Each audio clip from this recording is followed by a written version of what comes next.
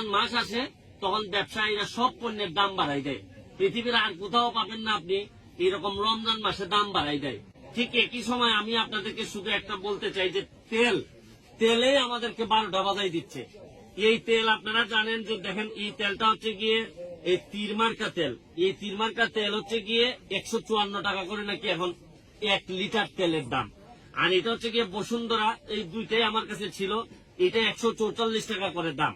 তা আমার কথা হচ্ছে যে ঠিক 3 মাস থেকে 2.5 থেকে 3 মাস আগে এগুলো 100-105 টাকা করে নাকি লিটার ছিল। সাধারণ মানুষের তো এই তেল ছাড়া তো কোনোভাবেই খাবার সম্ভব না।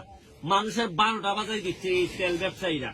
আমি স্বাস্থ্য মন্ত্রণালয়ের কাছে এই বাণিজ্য মন্ত্রণালয়ের কাছে যাওয়ার আগে এখানে যিনি এই তেলের এই ব্যবসাও করেন এবং উনি তার পরিবারে এই তেলগুলা ব্যবহারও করেন, আমি ওনার কাছে একটু ইন্টারভিউ আমি জানতে চাই। আপনি একটু বলবেন কি যে এই এত কম সময় কতটুকু বাড়ছে তেলের দাম, আপনি যদি একটু বলতেন।